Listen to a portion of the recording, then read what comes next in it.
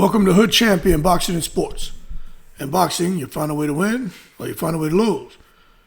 Canelo Alvarez, 63 wins, looking to make it 64. But he shocked everybody when he came in looking like this. Now, at first glance, I'm like, damn, is Canelo out here trying to look like Israil Madrimov? Did he watch Israil Madrimov's performance against Crawford, where some people, feel that Madrimov won the fight? I mean, I'm not one of them, but I could understand people feeling that way just because they saw Madrimov go the distance with Crawford. He landed some shots against Crawford, but I just don't think he won the fight. But that being said, I was like, damn, it's Canelo. Did he go on a training camp thinking we had to basically try to recreate a physique with show a little more athleticism like Madrimov did, because the athleticism of Madrimov is what gave Crawford, I think, problems. And when you look at Canelo, he almost reminded me of Madrimov, when I saw him weigh in today. But the thing is, when you look at Canelo, 5'7.5", 70.5-inch reach. Now you come and you take a look at, where is it? Right here. You take a look at Madrimov. He is 5'8.5", about a 68.5, 69-inch reach. So they're pretty close in size. The big difference is Canelo has the IQ, but Madrimov has the athleticism. So when you take that into consideration and you think about what gave Crawford problems when it comes to Madrimov, was that Madrimov was a very, very athletic, powerful fighter. But he just didn't have the experience and IQ. Now, he had experience. You got to give him credit for his amateur pedigree and how at less than 12 fights he became a champion. At the 154-pound division was not an easy division to become champion in. But for Canelo, if he can somehow recapture some of that athleticism that Canelo's shown at the lighter weights, you take that couple with his IQ, that could create some serious problems for a guy like Terence Crawford. You know what I'm saying? So I just think we're going to have to wait and see how this thing plays out tomorrow. Now, I'll be honest with you. I saw Canelo rehydrate. Canelo filled out big time. It shit is amazing to see just these fighters be so thin and dehydrated and look so haggard and gaunt, And then as soon as they go in there, man, pop a Pedialyte, pop a whatever they're taking to rehydrate, eat a meal or two, all of a sudden you just see their bodies fill out. It's absolutely amazing to watch the transition. But I will say this, irregardless of the weight gain, rehydrating, when Terence Crawford, he looked like he was fully hydrated at the initial weigh-in. Canelo looked dehydrated. I'm not sure how much Crawford is going to rehydrate, but we already know that Canelo rehydrated. I hope they give us a tail of the tape like HBO used to do and tell us the original weight of the fighter and then what they rehydrated to actually on fight night. But Canelo Alvarez, he stepped on the scale at 167.5 pounds. And, it's not just me. Everybody's commenting saying, yo, he looked noticeably slimmer. And he does look noticeably slimmer. And that's why, for me, I'm like, yo, I'm comparing his frame to Madrimov. And that lean build, when you saw Madrimov, last year when he and Crawford got in the ring. But what's interesting is just at the official weigh-in, both men, Crawford and Canelo, hit the same mark. But while Crawford, again, his bulked up mass was evident in muscle density, Canelo's, he had more of like a trim silhouette, and that spoke big time volumes to, I think, just the hard training camp, possibly overtraining again, and the aggressive weight cut and shift toward trying to have a more streamlined physique. And again, maybe trying to recreate a little bit of what Madrimov did to have great moments against Crawford, where Canelo feels he'll be able to really dominate the fight. Again, it goes back when you can take athleticism and IQ and you can coalesce the two, you're going to get something special. But still, I just think that streamlined look puts Canelo in similar territory to Madrimov. And remember, Madrimov lost. So how much does Canelo want to chase after, trying to, recreate anything Madrimov did, because it wasn't enough to clip the perfect, the unpredictable Terence Crawford. Tomorrow can't get here quick enough. But when I think about Canelo and how he looked, I think about Madrimov. They both looked lean. Madrimov had a kind of rangy frame, which allowed him to dance around and out-jab Crawford for long stretches. And as a result, many people felt that he won on points despite Crawford's victory. Canelo has longer arms than Madrimov. So if Canelo, who definitely looks not as full, his muscles don't look as full, he rehydrated, he looked pretty good. Who knows what's he going to look like when he steps in the ring. But if Canelo can actually come in there and dance around the ring and move around the ring and have speed, and if Madrimov had success with the jab, Sean Porter had success with the jab, then Canelo's probably expecting to have success with the jab too. Will Canelo, if he's able to sustain his jab on Crawford, will his jab have more of an effect than a guy like Sean Porter and Madrimov? That has yet to be seen. But what I will say is, outside of the jab, outside of the offense, with Canelo slimming down, it tells me a couple of things. One, of course, he wants to be faster with his hands. Two, that Canelo may be chasing some kind of mobility advantage. Same way people are expecting Canelo to be more powerful, they're feeling that Crawford's going to be the more agile, the more mobile fighter in the ring. So that could be another thing that Canelo kept taking into consideration. I'm going to trade some of this muscle mass for quicker footwork and snappier counters. Because Crawford he was a fast fighter. He's putting on size. He should not be as fast as he was. So maybe by me making this bit of a sacrifice to ease up on just trying to throw everything hard, which results in me becoming fatigued, maybe by me cutting out the power boxing like what Shane Mosley used to do. I come out here and focus on speed and agility and mobility, and now I've kind of leveled out the playing field, seeing that I'm expecting Crawford to slow down just a fraction, which is all I need. In a level playing field, maybe Canelo feels he wins all day. But whether you agree with that or not, I think it's hard for anyone to disagree. A lighter, leaner build can translate into improved speed and stamina. Okay? Like, that is something that I just think is a fact. The heavier you are, more than likely you slow down somewhat. The lighter you are, more than likely you speed up a little bit, right? This shit ain't rocket science. But we got to see, because, there's less mass for sure on Canelo. So it's less mass he's going to be carrying. Canelo could hit the canvas faster. You know what I'm saying? He could come out there and hit the canvas, pew, out of here. And that's critically important against Crawford's volume punching. Canelo's going to have to let his hands go, and he's going to have to somehow lower the output of Crawford the same way Shakur Stevenson lowered the output of, who the hell he fights, Zepeda.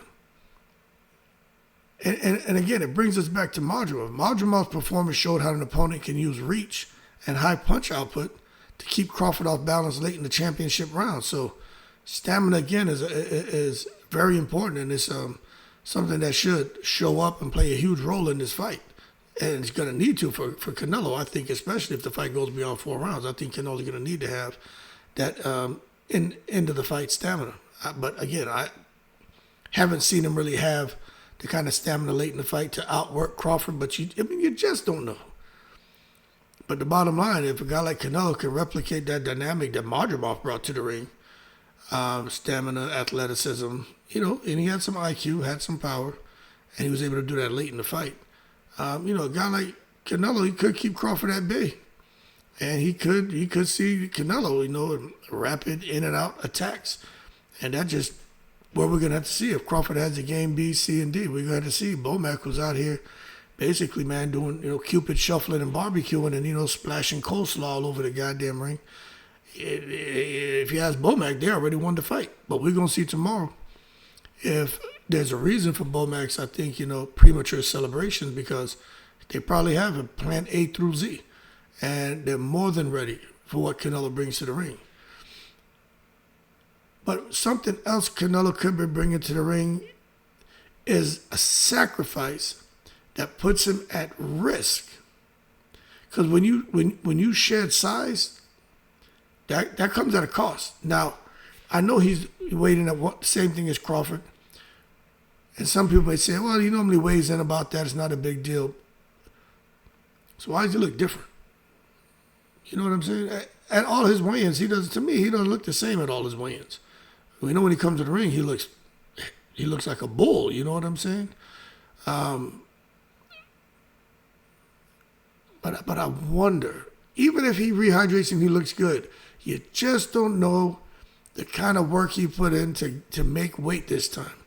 Remember, Canelo is a very active fighter. He just fought school.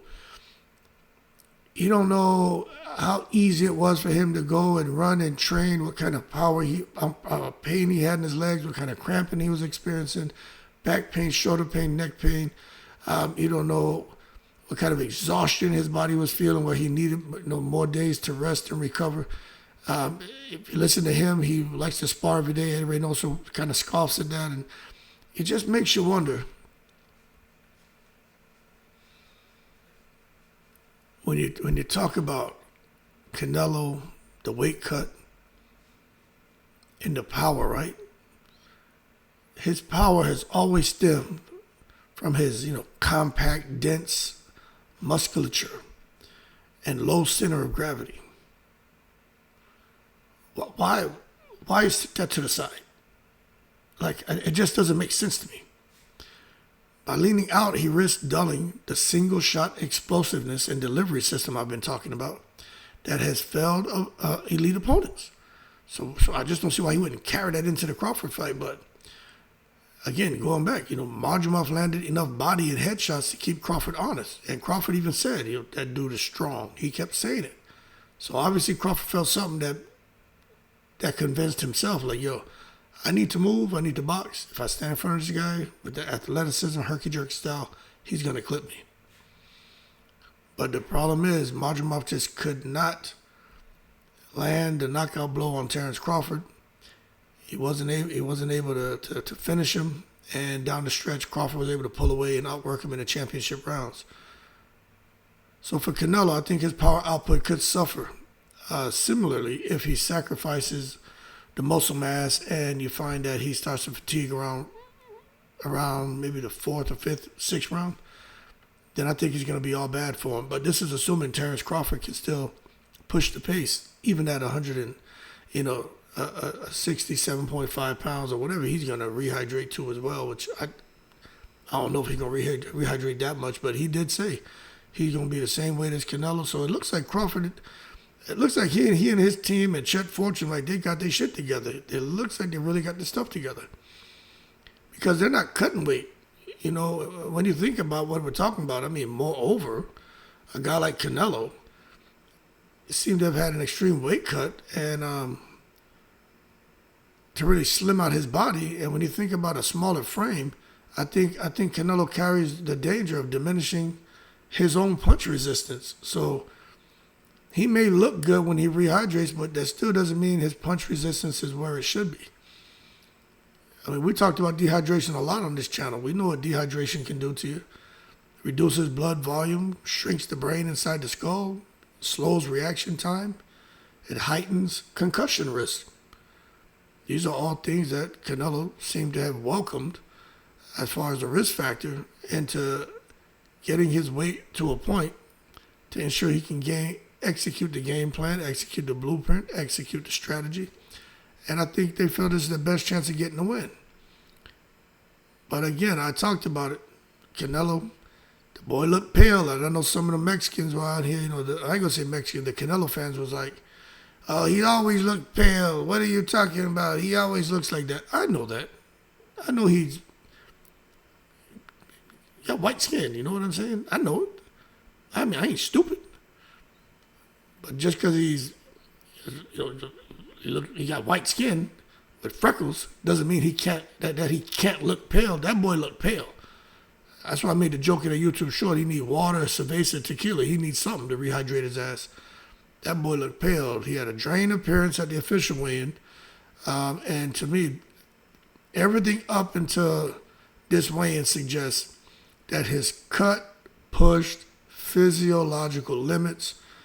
Any early knockdown or sustained body shot barrage could endanger him far earlier than usual. And I think Crawford and his team recognize that. If I'm talking about it, I'm sure they're talking about it. But anyway, all this that Canelo's doing could be part of a calculated game plan. You know what I'm saying? Madrimov, I think, is the same thing. He had a calculated game plan to have more of a real skinny silhouette. And, he never tried to outslug Crawford, Instead, he was trying to frustrate Crawford with angles. Canelo could try to mirror that approach, using a slimmer frame to pivot off Crawford's jab and land fast counters before clinching out of range. You know what I'm saying? But again, I just think for Canelo to try to do this, that's going to require like a flawless execution. I think if Canelo fought in his normal style, he doesn't have to be flawless. He just has to be Canelo from Guadalajara, Jalisco.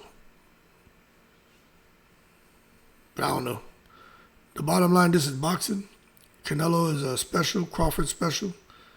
But if Canelo and his team miscalculated, one misstep means inviting Crawford's heavier power shots into a body less able to absorb the Omaha, Nebraska Bing Bings, which I think you're going to carry more power than what anyone's seen throughout Terrence Crawford's career. So it is what it is. But if you just think about here during fight week, and I've been busy substitute teaching and stuff, but I'm still giving out content, not as much as before, but I'm going to try to give y'all a few more tonight, and tomorrow go live, give y'all a few more tomorrow, then go live. But, the fight week observations, there's a lot of talking, a lot of whispers going on, a lot of people out here hinting that Canelo's can't prioritize speed over bulk.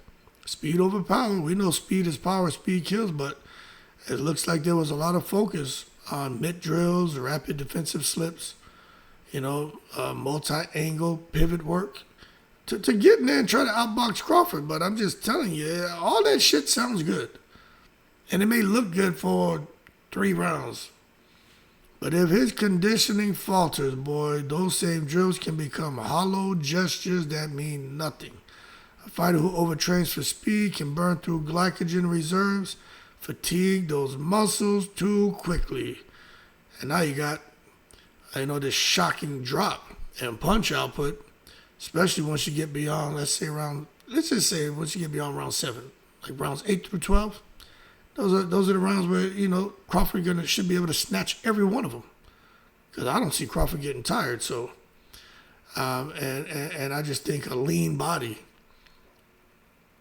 no matter if you try to train and condition to be faster, I think that's when a lean body that's pushing itself to the limits, when you get to round 7, 8 on through the championship, to the final round, I think that's when that lean body needs to rest the most.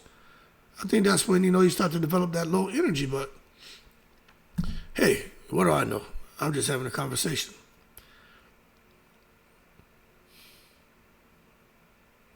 I wonder if Canelo expected to step on that scale at 168. I wonder if 167.5 was smaller than expected. Maybe that's good for them. Maybe that fuels confidence. Maybe that takes confidence away from Crawford. Maybe that takes confidence away from Canelo, and it gives confidence to Crawford's team because they're like, yo, this guy here. Because, half a pound means a big damn deal when you're talking about not having nothing left to give as far as a weight cut. So to see that Canelo and his team pushed him to the point to where he lost half a pound more than what he probably should have, that can make a big difference in a fight. To the average person, that's not going to matter. Oh, man, half a pound is nothing. Shit. You talk about that half a pound once you have nothing left to give, and somehow your team pushes you to the point where you squeeze out another half a pound. That shit is a problem. But, it's just a conversation, okay? Anyway, for Canelo's fans, they may see the slim down champion as faster. They may see him as a more elusive behemoth in the ring with a smaller Crawford. But just understand, Terrence Crawford and his team, they sitting back, they celebrating. Because they are looking to exploit any sign of physical fragility, pressing to action and targeting the body relentlessly. They're looking to exploit any unnecessary aggressiveness, any recklessness, any overcommitting. They're looking to make Canelo pay. And I'm just telling you, Madrimov turned Crawford's power advantage into a non-factor. Crawford could turn Canelo's weight cut into a liability. And that's boxing, man. So the bottom line is when you talk about in the balance, Canelo's reduced mass might grant fleeing speed advantages, but it could be at the expense of his trademark power and durability. Now, conversely, Crawford increasing his mass sounds like it granted him an increase in his fleeting speed, in his foot speed, and it didn't take away from the power and durability that Crawford already had. If anything, he has more power and more durability now. Very, very interesting, man. Anyway, Madrimov was never expected to knock out Crawford. Canelo's expected to knock out Crawford. And I'm just telling you, I think in order for Canelo to do that, he's got to stay a step ahead of Crawford. Outmaneuver him, try to overwhelm him, and try to create some doubt in Terrence Crawford. Now, if Canelo somehow with this streamlined physique, if he can deliver a dual threat like that to Crawford from the first second of the first bell, I just think by round 5 or 6 the gamble will pay off. But again, I'm not sure he can do that, because it's more likely that Canelo he risks becoming a smaller version of himself and becomes vulnerable to being outpowered and outboxed by the guy who's supposed to be smaller, Terrence Crawford. So at the end of the day, if Canelo tried to slim down to mimic Madrimov's build, I think it's a double-edged sword, you know what I mean? Enhance your speed, enhance your stamina, but you're offsetting your punching power, your punch resistance. I don't know. We got to see if this strategy, if it works. I just don't see how Canelo's going to capitalize on movement and precision. Not with being light and trying to throw multiple combinations. Anyway, if Canelo's having success, all Crawford going to do is give him a different look and switch. And Canelo sounds like he's prepared for 2 different fighters, so we're going to see, because I just don't see Canelo throwing more punches than Crawford. I don't think he's going to force Crawford, a guy who doesn't make a lot of mistakes, to make a whole bunch of mistakes. I just don't see it. But what I will tell you is, this may be one of the biggest gambles in boxing history for Canelo, to try to come in and be smaller and outbox the boxer. And one of the biggest gambles for Crawford, because he's coming in bigger and he could be trying to outpower the pressure fighter, the power puncher. Anyway, intriguing fight, dangerous fight for both. A lot of variables in play here.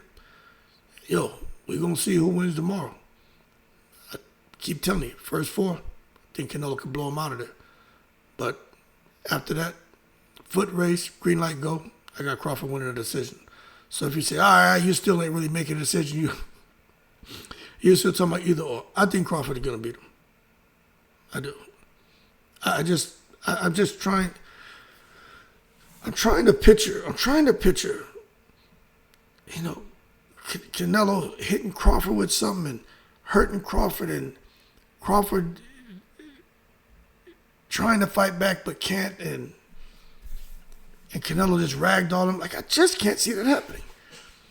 But what I can't see happening is Crawford avoiding the early rush by Canelo and just getting in his rhythm.